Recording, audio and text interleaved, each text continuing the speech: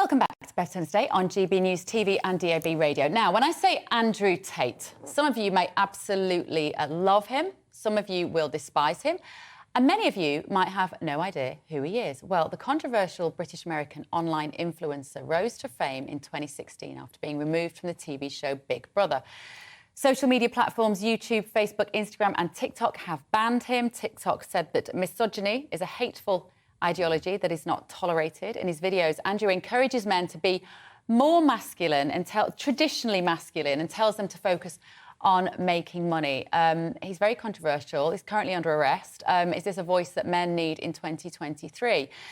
Him and his brother are in custody in Romania as police investigate allegations of rape and human trafficking and exploitation. So, former Army Commando and author of Rethinking Masculinity, Dan Stanley, joins me in the studio. Dan, I'm so excited that you're here. I've been dying to have this conversation because I have a teenage boy, and this name, Andrew Tate, kept getting mentioned. And occasionally, he would bring it and say to me, Mum, what do you think of this? Which is a good start, right? Because he doesn't ask me that about a lot of things. And I would watch some of his videos, and when he's talking about not drinking, working really hard, living a clean life, believing in yourself, brilliance. And then he would go down these very dark, very misogynistic, very old-fashioned attitudes that women should be at home and men make all the money.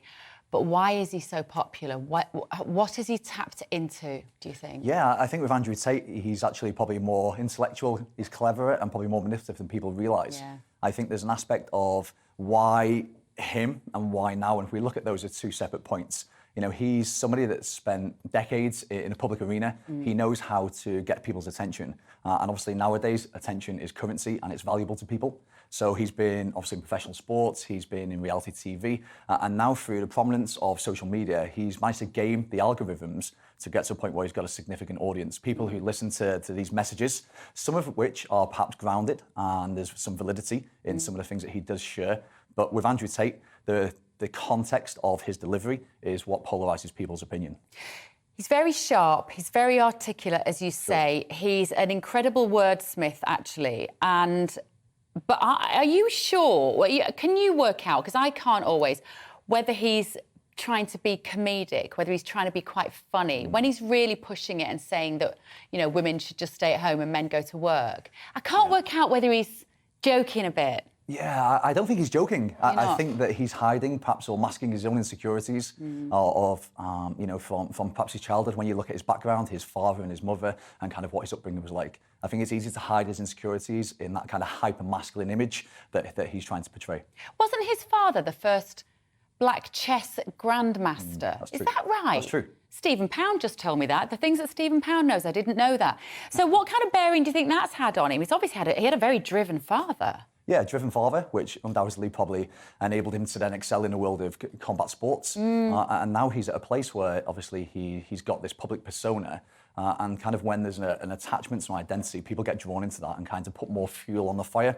And if you look at his messaging before he was cancelled and taken off social media platforms, it was not just polarising, but he was creating this sense of us versus them. It's we need to stand up, we need to take control, we need to be this type of man in the world today, and we need to fight back against government, big media, big corporate. Yeah, we need to push back against all of that. And there's a podcast I listened to late last year, and he was talking about taking out our swords. And it's very graphic, it's very assertive, almost aggressive, kind of this type of rhetoric that he's pushing. But why does that appeal to so many men, young boys? What have we done to our teenage boys that mean that they're looking around for these kind of role models? That's a great question. Too many people are focusing on Andrew Tate and the way that he projects his message and the way that he shows up or is perhaps evidenced in the media. When if we go back and we stop being so subjective, we look at more objectively, it's not just a gender issue around men and masculinity, it's more of a societal issue. You know, a lot of the work that I do and around, obviously, my book, Rethinking Masculinity, that the concept is this kind of call to arms for men. There's so many men out there now that have become disenfranchised and disengaged, both in themselves with this loss of purpose or this lack of identity, and also in a wider society, that they're kind of living a life that feels very stagnant and stale. Lots of middle-aged men then go on to kind of suffer in silence. The expectation that professional success equals personal happiness kind of leads them to a space where they overwork and underlive.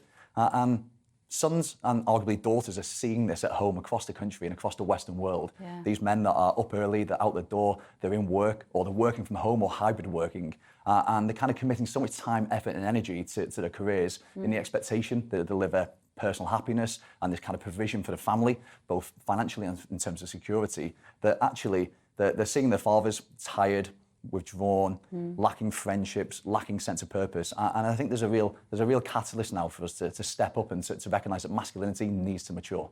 In what way, though? Because one of the things that I've always been arguing about is that it's very much seen that once you become parents, I think men lose their way a lot of the time then. I think men get a hard time for going to work. It's quite hard looking after children, right? It's quite hard looking after babies. It's a bit easier to go to the office. Yeah. But I think that now that we're getting a little bit more balance in that area, that especially some of the young men that I used to work with, I used to run antenatal business, the younger men really enjoyed having a better balance and spending some quality time with their babies and their toddlers. Yeah. Is that part of what we need to do moving forward? Absolutely. And that sounds emasculating, but it shouldn't be. It shouldn't be, but because of the stigma and the conditioning that young men receive in their adolescence and formative years, there's an expectation that we need to be strong, silent and successful, and obviously then spending time with our families and our children, being nurturing and compassionate, doesn't necessarily fit into the old blueprint of masculinity that was arguably handed down by men of previous generations. Yeah. I mean, look, suicide is still the biggest killer. Yeah. Is it of men under 45, That's I true. think? Yeah, That's statistically mind-blowing. true. Like, if that isn't some sort of emergency that needs addressing, and yet it doesn't, we don't really, I know we talk about mental health kind of in the roundup, people, oh, you know, mental health, we ought to think about it, we hear about it a lot, but we are failing men almost more than we're failing women. Yeah, I would suggest that there's an element of societally us trying to engage men, but men not giving themselves permission to accept that engagement. You know, you can hold your hand out, but if somebody doesn't take it, then you're still at kind of maintaining the status quo. Haven't we done a disservice as well with this phrase, toxic masculinity? Because I think what that has become misunderstood and bastardised into is this idea that you can't be tough, that you can't be strong, because actually you're a very attractive man, Dan. Like, thank you, Bev. strong, you know, strong masculine men are what most women want. He says, sounding like, you know, and I don't mean, see, as I cringe as I'm saying that, because it does sound old-fashioned, but we've got to somehow allow men to be who they are primarily, the vast majority, meant to be. Am I falling over myself here? I'm getting myself tied in knots, aren't I? No, I think you're exactly right. You know, if I was to put that into layman's terms, that masculinity is a construct of society. Yeah. It's a certain set of traits that we embody that are perhaps conditioned into us from society, from parents, from education. And we're at a stage now where perhaps some of those traits they're not outdated, and I don't believe that masculinity is toxic, but I do feel it's dysfunctional. This kind of premise on kind of provision for our family being the breadwinners in a world today where there's equality and there's parity between gender, or we're moving towards it. Lots of men are feeling lost. Yeah. We can't really talk too much about, obviously, Andrew Tate has currently, I think, you know, as we say, he's in custody, charged with these offences. It's very difficult to know. But if he does step out of the public eye, what would you like to see in his place? What kind of man on social media that the kids will look up to? Yeah, I was asked this question on a podcast recently.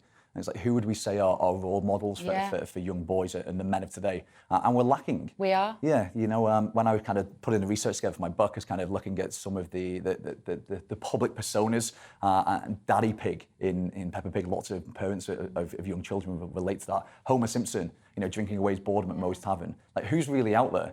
And because of the way that algorithms are set up now, it's kind of an echo chamber. So as soon as you start looking at Andrew Tate or people who are showing a similar rhetoric, you know, then the algorithms follow you around the internet, and before you know it, you kind of be living in this state of negative and perhaps toxic messaging. Yeah. So I'd suggest, if I was to look at role models, people like Johnny Mercer, MP, veterans minister. Yeah. He's somebody that, for me, when I look at him, his public persona, and the things that I read and see him say and do, and the way that he represents his community and constituents, he's a man of value and integrity.